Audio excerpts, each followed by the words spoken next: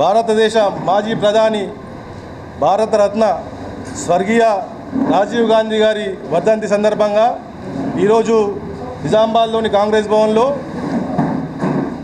Senior Congress, మహిళా కాంగ్రెస్, యువజన Congress, NSUI, Seva Dal మరియు అన్ని అనుబంధ సంస్థల సభ్యులతో ఈరోజు రాజీవ్ గాంధీ గారికి ఘనంగా వారికి నివాళులు అర్పించడం జరిగింది. రాజీవ్ గాంధీ గారు దేశంలో ప్రపంచంలోనే యంగెస్ట్ ప్రధానమంత్రిగా, అప్పుడు 40 సంవత్సరాల్లోనే దేశానికి ప్రధానమంత్రిగా అయిన వ్యక్తి రాజీవ్ గాంధీ గారు.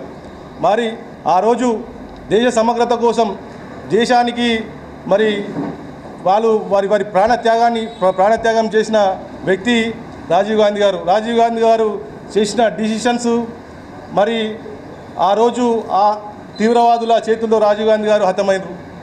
రాజీవ్ గాంధీ గారు ఆ రోజు రామ్ మందిర్కి సంబంధించి కూడా మరి ఈరోజు రాజకీయాలు చేస్తూ ఉన్నారు. రాజీవ్ గాంధీ గారు శిలాన్యాసం చేసింది రాజీవ్ గాంధీ గారు అని చెప్పేసి ఆ రోజు మీ అందరికీ తెలుసు.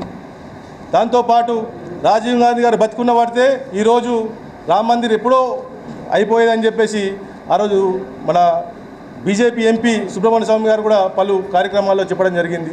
ఇలా రాజీవ్ గాంధీ గారు లేని లోటు ఈరోజు దేశంలో చూస్తూ ఉన్నాం. 400 పార్ అని చెప్పేసి నరేంద్ర మోదీ మాట్లాడుతూ ఉన్నారు. రాజీవ్ గాంధీ గారు ఆనాడే 400 పార్ చేసిర్రు.